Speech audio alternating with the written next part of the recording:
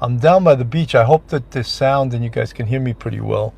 If the sound is good, give me a thumbs up or something, or let me know. And if it's bad, let me know too. So, beautiful day here in Jupiter, Florida. I thought that the whole week was going to be tough because the last 5 days, the weather was just horrendous. It was warm, but it was pouring every single day. Pouring. I said that like a New Yorker. Pouring. Andy Rincon, how are you? Ada Rincon, how are you? Annie L, hey, good. Hey, JD Bambara, retired Sergeant Melinda, good to see you. Tennessee girl, hey, Sergeant Bill, Kimmy Wells, Skittles. Wow, all you guys are waking up. Look at this. All of a sudden, I got 1 million people here. That's great. Someone's pulling out ahead of me. I'm just going to move up a little bit because I'm right by the ocean, and I may get out a little bit later and show you guys just how beautiful it is around here. But for now, I just wanted to talk to you guys. The Walmart thing, these active shooting cases, they seemingly don't stop. They're all over the damn country. Was still that one, the most horrific one was the one at the school in Uvalde, Texas. But guys, I'm very focused on, and many people are. I don't know if you guys watched Duty Ron's show last night with Barbara Butcher. To me, that is the best coverage in the nation, bar none. Bar all of these network televisions with their talking heads, many of them that, in law enforcement, a lot of us urban detectives, urban cops work the big cities, New York City, Chicago, Miami, Baltimore. I'm sure I'm leaving Detroit. I'm leaving some out. Those are the guys that really were in the trenches. Those are the guys that really investigated homicides. When they bring in these random FBI agents that I don't know what their history is in investigating, but because of those 3 letters, FBI, everyone thinks they have instant credibility. But I would like to question them. How many murders have you actually investigated? And that, we're getting, they're all these talking heads from the FBI. And the other thing is that the behavioral analysis unit sounds good, right? And great to get these thinkers, these deep thinkers. Montgomery Road, Buffalo, New York says hello Buffalo. Hope you're digging out from that 5 feet of snow. You're probably just about seeing the ground now. Rachella plans a whole bill and police off the cuff friends heading to our daughters for early Thanksgiving before everyone comes here tomorrow. Wow. I want to wish everyone that's in the chat, 95 in the chat, 19 thumbs up. I want to wish everyone a happy Thanksgiving. Thanksgiving to me was always one of my favorite holidays, and probably for about 30 years in a row, my wife and I hosted it for 20 or 25 people, and it was so much work. My wife would start working, and then she works a full-time job too. She would start working with her mother 2 weeks before Thanksgiving. Karen Broderick, good to see you. It's so sad that the murder of those 4 University of Idaho students is still not solved. Amanda Lottie. Amanda, I'm going to get back to that. Absolutely, it is sad. We, as the public, we demand excellence from law enforcement. And I'm not saying we're not getting excellence, but we want an arrest right away, especially in a heinous case like this. And it's been 9 days, 10 days. And no one's happy that there's not an arrest, especially the families of these poor kids, and Idaho University also. I mean, they're dealing with this horrendous case, and it's a horrible thing. It really is a horrible thing. So, guys, getting back to Thanksgiving, we used to host Thanksgiving every year, and after a while, I finally said to my wife, I said, enough. Are you really enjoying this, working like for 2 weeks ahead of Thanksgiving so you can host it? Let's stop hosting it. And this is the first year. And here we are in Jupiter, Florida. and my sister and her husband are coming here, and my son is flying in. He was over in Norway. He lives in Denver. He's coming in, so it'll be nice. My other son, he's spending it with his girlfriend's family. So we didn't get everyone together, but we got enough of the family together. That'll be a nice Thanksgiving. So I want to wish everyone, all you Police Off the Cuff fans, subscribers, friends, I want to wish all you guys a happy Thanksgiving. It's a great holiday. It's a great holiday to be together with friends and family. And, although like some of you guys, folks from across the pond, they really don't celebrate Thanksgiving in Great Britain, I was in Scotland 4 years ago, and we couldn't get a turkey.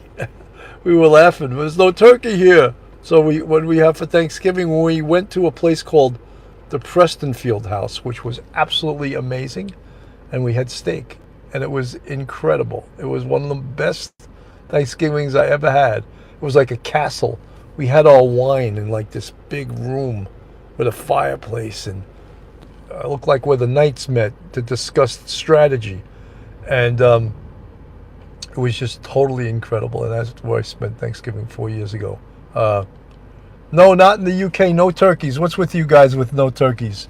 I guess it's an American thing, right? It's an American thing, having turkey for Thanksgiving. And Europeans, I think you guys are more like beef eaters and stuff. Rebecca Morales, phone calls to miners are sick to be safe out there. You're not a Florida Bill? No, I'm not a Florida guy, but I'm liking it. I'm loving it. I'm loving it being here in Florida. I could become a Florida guy. I really could. I don't know who is listening that's in New York right now. What's the temperature in New York right now? I'm not talking Buffalo. I'm talking the New York City metropolitan area. What's the temperature? Sergeant George Ishag, which I'm not in Japan, but I would be really fascinated with how they celebrate Thanksgiving. Yeah, well, it's an American holiday, The Pilgrims landing at Plymouth Rock and celebrating with the Indians, even if it's not true. The holiday became a tradition, and we celebrate Thanksgiving. So, guys, getting back to Duty Ron, I don't know if you guys watched Barbara Butcher on Duty Ron's show last night, and she is fantastic.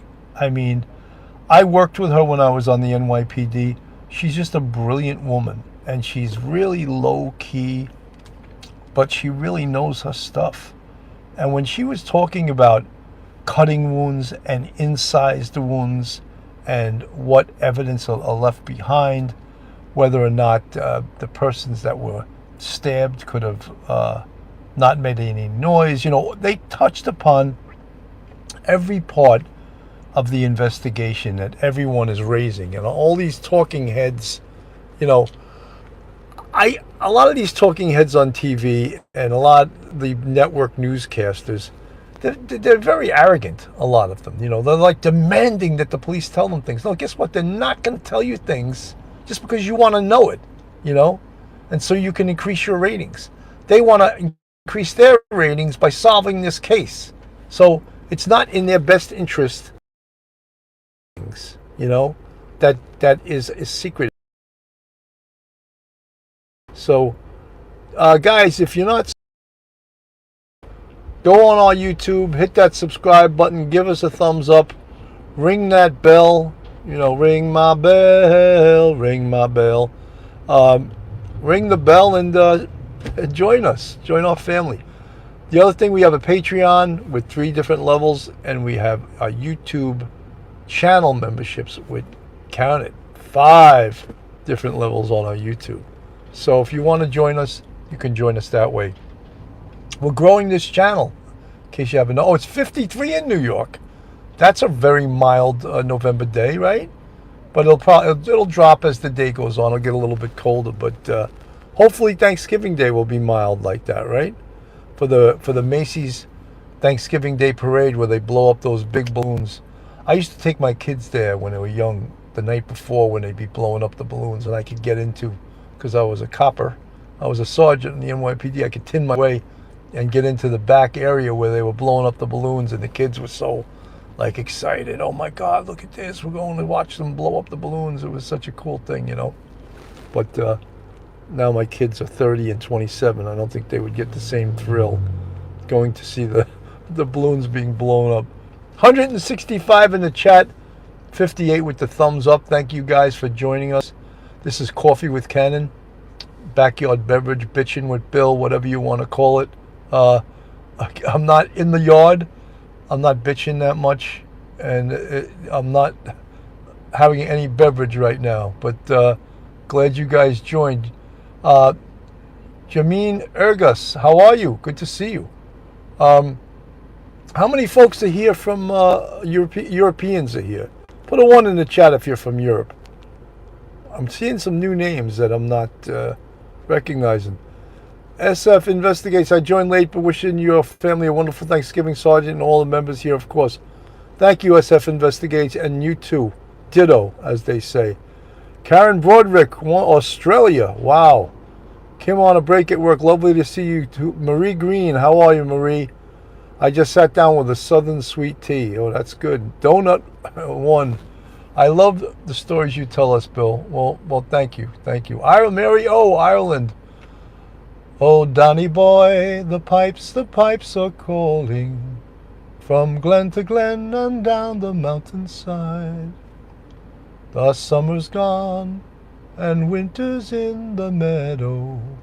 It's you must come and I must bide. I'm not going to hit that high note right now, especially in the morning. I'm going to save that for later. Jameen Ergas, good to see you. Diane Essex, hello from Las Vegas, Nevada. Susie, great voice. Thank you, Susie.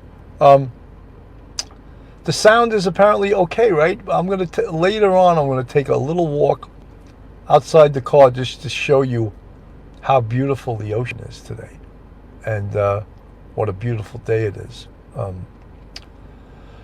So yeah, I don't know how many of you guys watched the Duty Ron show last night with Barbara Butcher, but it really was outstanding. It wasn't just Barbara Butcher.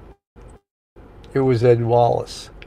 And if there's a talking head on TV, network TV, News Nation, any station out there that is more knowledgeable about crime scene than Ed Wallace, I haven't seen it yet. Okay, Ed Wallace not only was an NYPD crime scene first grade detective, but teaches this stuff all over the world.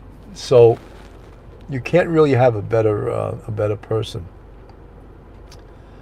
You know, some of the things that are talking about, we're hearing about, and it's disturbing, is that the dog that was skinned, is that any way connected to this investigation? Horrific, right? Talking about one of the girls who was murdered was being stalked. All these little things that have been thrown in there, and not really by the police, but being thrown in there by, like, the news stations, and the press. And Karen Broderick, I missed what you just posted, Karen. Squirrel Sandwich, hello everyone. Good to see you, Squirrel. Blazing Star, I think they do, Karen. Gene Panic, good morning, Bill. Police off the cuff, hello everyone. Daisy C, there was a mutilated rabbit and a couple other things. You know, those things are indicative, and that's like serial killer 101. A lot of serial killers, and I'm not saying that the perpetrator in the killing of the 4 Idaho University students, I'm not saying he, or she for that matter, we don't know, is a serial killer. But some of the suggestions that some in the media are making is that, serial killers, many of them start out killing animals. And they're finding dead animals, skinned animals around there. But is it, do you think that for someone to SF Investigates, do you think for someone to stab 4 students and kill 4, you think it's their first time out, or they have other killings? I've seen people have no criminal history and then commit a horrific murder. Is it unusual? Yes. Once this guy is caught, and I think the chances, I think statistically, this is going to be a male perpetrator. It's not going to be a female. I think statistically it says that. I also think that in this case, it's going to be one perpetrator. And I was trying to get Barbara Butcher and Ed Wallace last night to answer my question, and I said, if in fact all 4 students were killed with the same knife, doesn't it make sense that it was one perpetrator? But I don't know if they can specifically say everyone was killed with the same knife. But do you see a perpetrator handing the knife off to a co-conspirator, a co-perpetrator? I don't see that.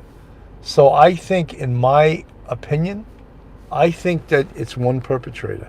And again, many people are saying, oh, this is personal and targeted. I agree. It is. I believe, first of all, killing someone with a knife is extremely personal. And the other thing is that I think in some way, we talk about geographical profiling. And what does geographical profiling mean? It simply means that the killer is from that area, from that town where the murders took place. So geographically, can they look just at that area specifically? I don't think you can just look, but I think there's a good chance that the perpetrator is from this town, is from this area. And did one... Kim Alston says she loved watching Duty Ron's show last night. I thought it was fantastic.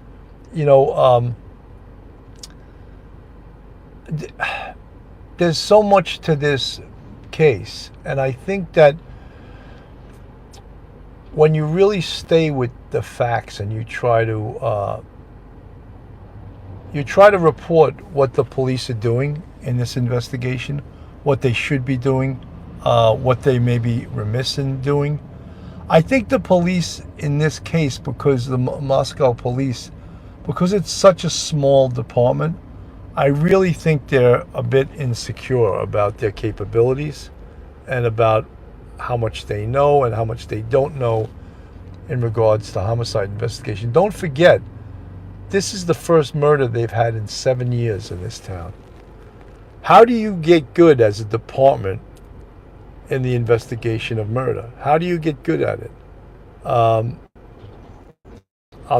tell you how you get good at it. You do it a lot.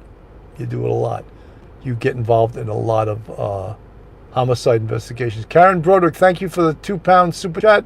Do you think law enforcement have any idea at all of who did it? I think they probably have a list of suspects, but they're also waiting for evidence to come back. And one of the talking heads on TV just said something about, oh, what good is DNA if the person whose DNA it is isn't in the DNA database? And you guys know, I think we've taught you about CODIS. That's the combined DNA index system. That's kept by the FBI. It's a national database. And the database is collected through people that get convicted of a felony. They automatically take their DNA, and certain misdemeanors. And then they're starting to collect DNA, even voluntary DNA.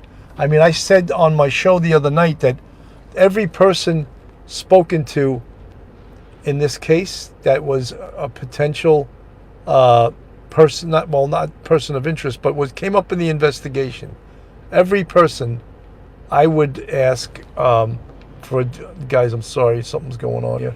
I would ask for a DNA sample from every single person that we spoke to. And I would collect major case fingerprints. I would get major case prints from every single person, because that is how you're going to solve this case, through DNA and through collecting the fingerprints of everyone, so that you can compare it against fingerprints that were collected on the crime scene. And 220 people in the chat, 108 with the thumbs up. So there's so many different ideas to this case. I mean, you hear academics. Academics are putting their 2 cents in. What occurred in this case. Every talking head that I think is talked on a TV station is putting their 2 cents in. I would love to know how many of these talking heads have ever investigated a murder before. There was a I'm not going to name the person on here, but there was a professor from a college in Connecticut, and right away she jumped on the serial killer thing, on the killing dead animal, killing animals type of thing, and right away, could this be a serial killer? It could. Is it likely? No, I don't think it's likely. I said also last week on one of my early shows that serial killers are rare in this day and age. They're very rare, and you know why that is? Because they get caught very early in their career, and they don't get to become a serial killer. So that's one of the specific reasons why serial killers are very rare. So when they jump to that, based on the facts that there's dead animals around, this person could be a serial killer. Have there been any serial killers of this modus operandi in that area? Or for that matter, in the entire United States?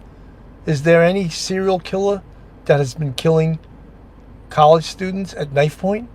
I'd like to know. I bet you there's none. I can't guarantee that, but it's obviously a rare thing. Someone goes into a house and with no sign of forced entry and kills 4 college students at knife point. Has anyone heard of another instance of that anywhere else in the United States? I haven't, no. Betty, I think the perp is older and not as savvy in tech, and the power it holds to, something. One of the things that we're waiting to get back, Gene Panic, police off the cuff, I have a question. Go ahead, I ask.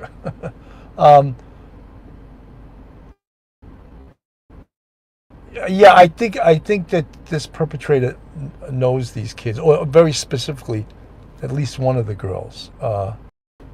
I think it's a known to situation.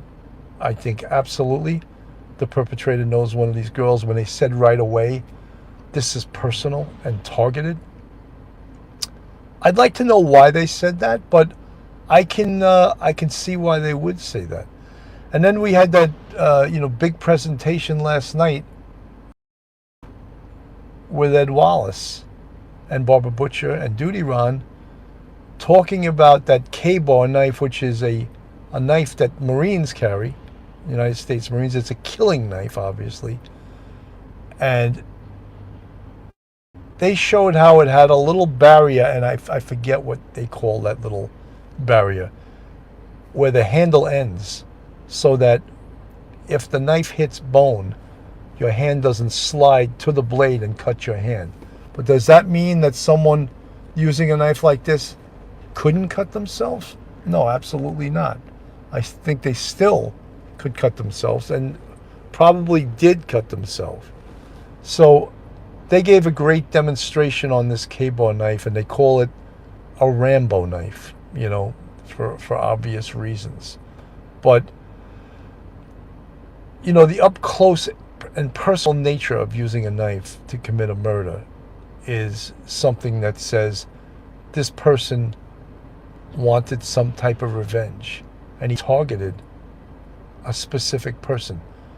Were maybe other people that were there what we would call peripheral damage, that they weren't supposed to be there, and he was targeting 2 people? That's pretty much the thought process of most investigators.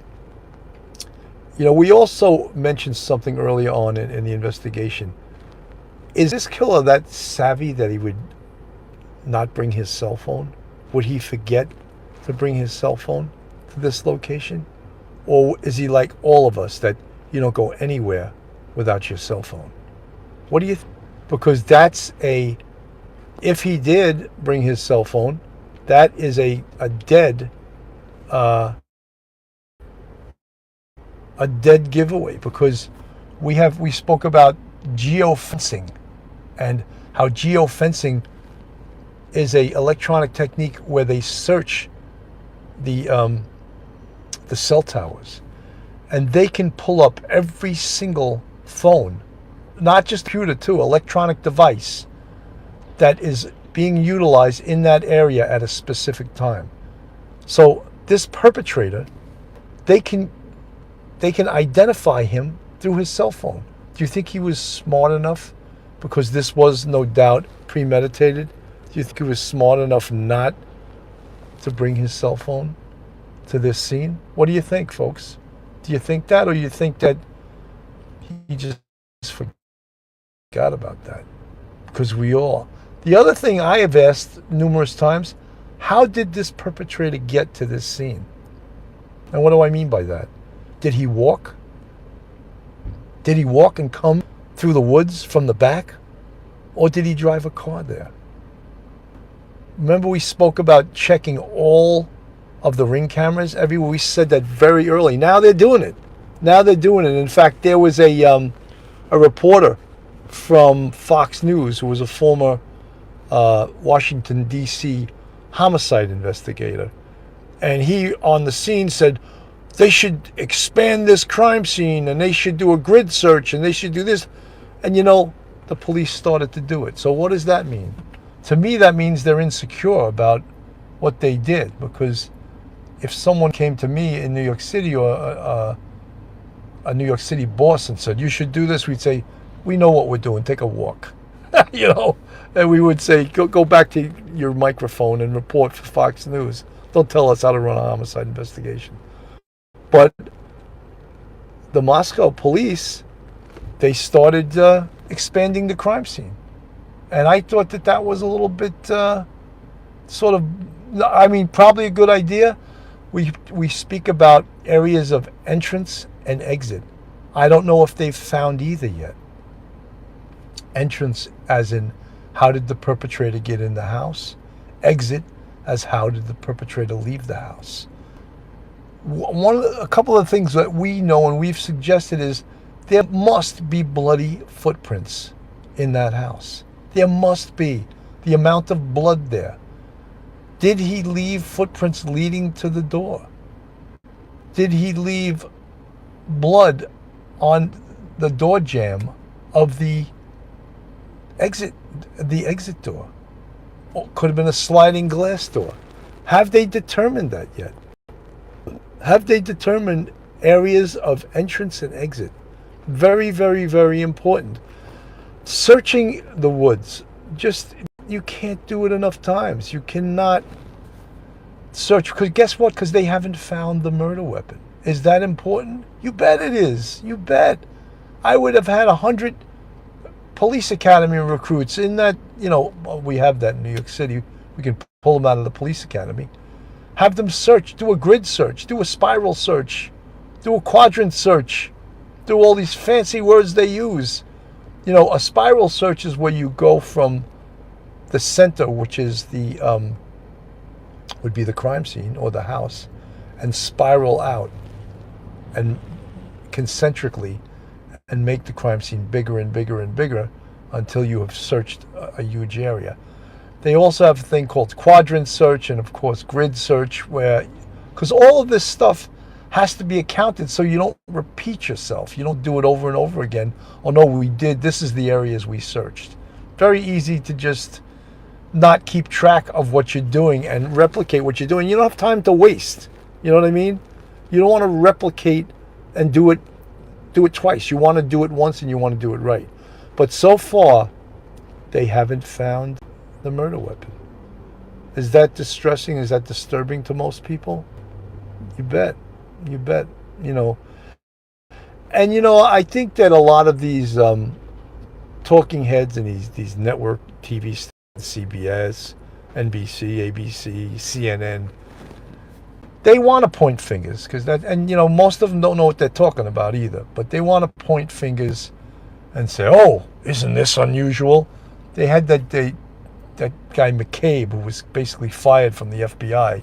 He's a talking head on CNN now. So he's the genius now that he was fired from the FBI, but he's good enough to be a talking head on CNN.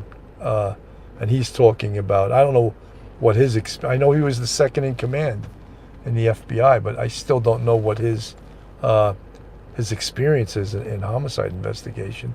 I don't know what he's done. Folks, this is Police Off the Cuff, real crime stories. I would say backyard beverage, but I'm not in my yard. I'm in my car. I'm right at I'm right near the beach. Before I end, I'm gonna show you guys a little. I don't know how the sound will be once I get out of the car, but I'm gonna take just a little walk outside the car and show you how beautiful it is here. And if I forget, I want to wish everyone that's watching today a happy Thanksgiving with your family, with your loved ones, and hopefully everyone has some place to go on Thanksgiving. How horrible would it be if you don't have a place to go? Years ago I used to be a bartender, and a lot of lonely people go to bars on holidays because they don't have any other place to go, and that's like their family, the bar crowd. And I always thought how sad that is to list the bar family as your family, because they're not your family. But if you don't have anyone else, that's unfortunately how it can be. Andrew DeGrooge, how are you, buddy? Good to see you. Betty Spaghetti. Betty Spaghetti, you having spaghetti for Thanksgiving? I know the Pranzos, just like Christmas and Thanksgiving, they have Italian food, and then they have, of course, turkey and everything. That has got to be, I don't know how you have room for both types of food. Like, it's so filling. Turkey and stuffing and all of that stuff. It's so filling. So how do you have room to have different types of food like that? I think it's crazy, right? But and you guys know, I say it all the time. My favorite food is Italian food. It's amazing. And but Thanksgiving, I don't know if I could eat. I don't know if I could eat Italian food and turkey and stuffing and all of that stuff. And I'm also going to Friday night. I'm going to take my family out to dinner on the water here. I forget the name of the restaurant right now, but someone told me about it. So we're going to have like a nice family weekend and a nice get together and fun with everybody. And count our blessings, right? And Janine Ergus, so nice of you, Bill. Look, I'm looking forward to it. I really enjoy being with my family and going out to dinner, and it's some of the pleasures of life is eating and drinking, right? Diane Essex, hope you have a wonderful Thanksgiving. Don't eat too much. That's always the challenge, right? Always the challenge not to eat too much. And what is turkey has something in it called tryptophan, right? And it puts you right to damn sleep. Guys, should I take a little walk outside the car and see if the sound goes? Guys, the ocean and where we are around here, and it's a little hard sometimes to hear sometimes, and to see. But yeah, hey guys, I'm going to walk down the path here. Now you can see the ocean, right? Well, hang on a second. Here we go. I'm going to walk toward the ocean a little bit. What do you think, guys? How's this for a How's this for a place to be on Thanksgiving? Isn't that pretty cool? I've never spent a Thanksgiving in a place like this, but I think this is a Jupiter Beach, Juno Beach, what do they call it? But you guys hearing me okay? Because luckily it's not too windy today. But it's how's that? Just look at that. I'm gonna walk down the stairs a little bit, and then I'll head back up because I could just show you the ocean.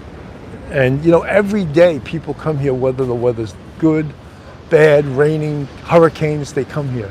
Look at that. There's the fishing pier. How's that? People surfing.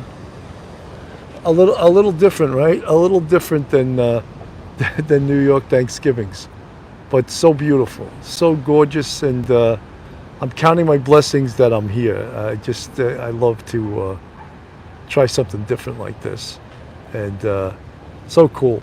I'm gonna walk back up the stairs because I can't see your comments in the chat, but just wanted you guys to see this, and I'm sure some guys out there in police off the cuff land are in some equally neat place on Thanksgiving. Neat, is that an old-fashioned word? Neat, I guess it is, right? So so cool, right? What do you guys think? You like it? Just pretty amazing. And then, you know, there's the people. This is a great place to bike along here, and also joggers and stuff. It's just incredible. So I wish I could eat my Thanksgiving turkey right here under this thing, while I heard the ocean in the background. So cool, right? I'm gonna head back into the car because I can't see your comments. It's so sunny out. But heading back in. People look at you when you're holding this gimbal like you got some weapon. Was everyone still able to hear while I was out there? Because I have to start the car because there's no AC unless and I'm so cool, huh? Sound was good. Oh, good. You know, I'm amazed that you get good sound. You know, sometimes I don't know where it's coming from, but the sound was good. No neat place for me. Still in Roswell. Look, it's the people you're with too, right? Not just the place. And if you could be with cool people, you could be anywhere, right? I'm sorry. I sometimes this gimbal does some crazy things, but I'll get you back on there. There we go. Notice I didn't panic. I almost did. It's like the phone shifted off. 244 people in the chat. 195 with the thumbs up. You know, we had 320 in the chat before. That's pretty damn good for doing a gimbal show in Coffee with Cannon. And the pre-Thanksgiving show. Sherry Hill, I'm with my cats and they're pretty cool. Sergeant Bill, sound has returned. Good. No panic, Bill, you got it. Good. I almost did freak out a little bit, but Benny Spaghetti, Janine Ergas, Gene Panic. Holiday's a hard time for some. A reminder there are strange. You're right. You know something? I'm glad you mentioned that. I'd like to, reach out to all you folks that are lonely on the holidays, and realize that someone loves you somewhere, and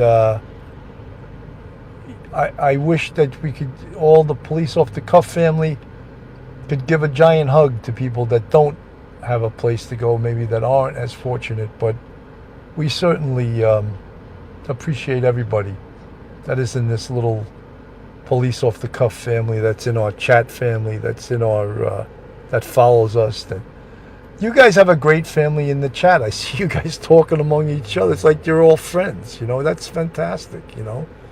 I see the Pranzos. They have like a little. It's like a whole contingent of friends that are in the chat. I think it's so cool. I think it's so cool. Who would have thought, right? In a podcast, folks that are subscribers, folks that are friends, folks that gather in the chat of a podcast become friends, and some of them thousands of miles away from each other. How cool is that, right? I think it's so cool. And a common interest, right? Real crime or true crime. And birds of a feather flock together, as they say, right? Frank Marshall, Bill, you got to have Italian Thanksgiving sometime. Best part of the meal is the coffee and cannolis for dessert. Yeah, and then when I have coffee, I wind up having Bailey's Irish Cream too, right? So, want to put calories up on top of calories. Phil Leo, you're never alone, Karen. As long as we're here. Happy Thanksgiving. Happy Thanksgiving to everyone. Um, even my European friends that really don't. This isn't your holiday, but hey, you're welcome. You're welcome aboard, and we love to have you aboard. I didn't see Andy the Gabby Cabby today. He's probably working today, right? Rebecca, she learned about me from Duty Ron. Yeah, Duty Ron's helped me out a lot with my channel, and I appreciate him helping me because it's a struggle. It's always a struggle. Sassy Patriot, welcome to the bucket. Well, welcome to Police Off the Cuff, Real Crime Stories, and that's to our YouTube family right there. Thank you so much for joining. Real with Robo, what's cool is God is good. Janine Ergus, welcome to the bucket. Welcome aboard. Diana McGinn, I appreciate you, Sergeant Cannon. Thank you so much. I really appreciate you too. Vicky, all BS aside, happy holidays from Southern California. Don't say cannolis, Betty. Leave the gun, take the cannolis. You know that line, right? That's one of the most favorite and famous lines in cinema, right? Andrew the Groot, we are all your squaddies now, Bill, like chanting in the squad room. That's true. As Phil calls it, he calls it spitballing, right? I call it hypothesizing and theorizing. Betty Spaghetti, thank you for the $5 super chat. Happy Thanksgiving. You're doing a wonderful job. Thank you so much. The hardest thing about me doing this show today was skipping away from my wife. I thought my wife was like, no, you're not doing a show today. Because she just got here yesterday. She just flew in from New York yesterday. But she's doing all kinds of work stuff on the phone. So I'm like, all right, I'm going to skip away for, about an hour. And I'll be back. And she was like, okay, because she was taking care of a lot of work stuff. Don't forget Amaretto, Margaret Minor. It is the company that makes everything special. For sure. Betty, oh, naughty you. Keep your head on a swivel. Watch your six. Sergeant Bill, Detective Phil, giving thanks to God for blessing your channel. Very much deserved. Thank you very much. I really appreciate that. Lovebug 53. Good to see you. Great to see you. It's Marilyn Minetta. We should all share something we're grateful for. For me, I'm grateful for police and all the first responders. Great idea, Marilyn Minetta. We used to do that at Thanksgiving. We'd go around the table and ask everybody, what are you thankful for this year, And everyone is thankful for something. Even if you had a bad year, there's something that you're thankful for, I think, right? I think that you're definitely thankful for something. Heather Whatever, I'm grateful for family, friends, and my dog. See?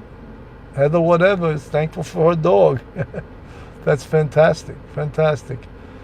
Look, I'm thankful for so many things. As you guys know, I've had some health issues this year, and I'm still working on that, believe it or not. But you know something? I'm back. I'm working out every single day. I work out, and my wife had breast cancer this year, so it's been a rough year. But you know something? We all take it on the chin. What's that expression? I think Sylvester Stallone said it in that movie, that sequel to Rocky, Creed. He said it's not how hard you get hit going down, is how many times you get back up. And that's the truth, right? That's the truth. Betty Spaghetti, she's a strong woman, absolutely. Yeah, look, I'm not unique to anything. I echo society and everything else. All you guys have had your own problems too, and I don't expect anyone to say, oh my God, Bill had that. No, because we all get our turn, right? It's unfortunate, but we all get our turn of bad things happening to us, bad things happening to good people. This is life. It's life. No one escapes the trials and tribulations of life. Can you imagine the kids from Idaho, the families, what kind of Thanksgiving they're having this Thanksgiving? It's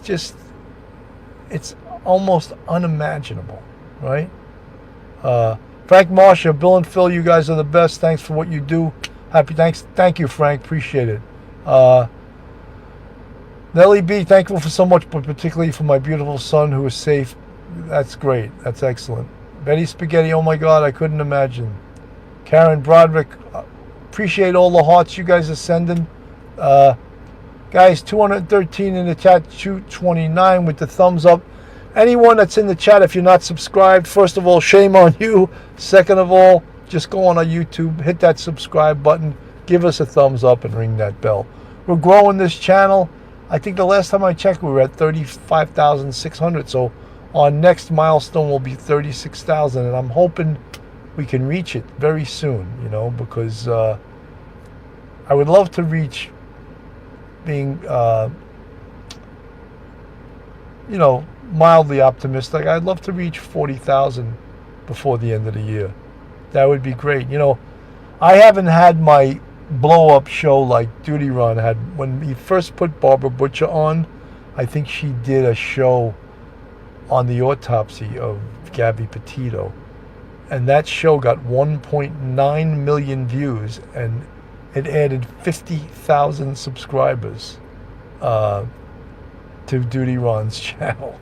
So I haven't had that happen yet. It's gonna happen. But it's it'll happen. It'll happen probably in 2023. It's gonna happen. But with your help, because you're part of the Police Off the Cuff Real Crime Stories family, and so appreciate it. But it's a challenge, and it's always, you got to keep at it, and you got to keep being warm and fuzzy. If you're not warm and fuzzy, why would people join your channel? They'd be like, I don't like your channel. You're not warm and fuzzy. Heather Whatever, yes, Barbara Butcher is great. Will happen for you. I love your channel. Thank you, Heather Whatever. Pauline Buckles, and we stay loyal. Appreciate it, guys. Gene Panic, truth. Yeah, you got to be warm and fuzzy. It's funny, and I say it all the time. And I look at the analytics on this show all the time. 72% of our show are women between the ages of 35 and 65. So 72% of our audience are women. That's why I say to these guys, you can't, I say, don't use the F-bomb, because most women don't like that. Every once in a while, you can have it slip out, but I don't think you ladies appreciate the F-bomb. After all, Sergeant Bill, you recognize more people because it's a smaller group. Absolutely. Nellie B, it's because we all wanted to be Cagney or Lacey. Barbara George, you had me at 74. That doesn't mean we exclude you if you're over 65. It just means the biggest population of people that watch are between those age groups. That's incredible, and I'm in that. Well, no, I am right now, but I'm gonna be 66 in December, so I dance out of that group too. So yeah, we welcome everyone aboard. I'm just saying what the biggest population is of folks that watch us. And Squirrel Sandwich 27. Whoa, I love that. Lovebug 53. I'm 54. Mary McElveen, I prayed for the Blessed Mother and St. Michael the Archangel to help police arrest this Idaho demon. Thank you guys, you folks that are saying I'm a young 66. I went to Melbourne, Florida this week to see two of my friends, and we're all from the same high school graduating class, and we've been friends forever. And one guy, he had a really rough time of it. He was in a bad car accident, and that ages you, and that also, maybe doesn't allow you to work out and do certain things. But if you ever go back to any kind of reunion, high school or college, anything, you know what I'm talking about, guys, right? Guys, I'm almost at 50 minutes, 49:56. I'm going to say goodbye, and I'm going to say, folks, have a fantastic Thanksgiving. Be with your loved ones. Be thankful for what you have in this world. And God bless. And I'll see you guys very soon.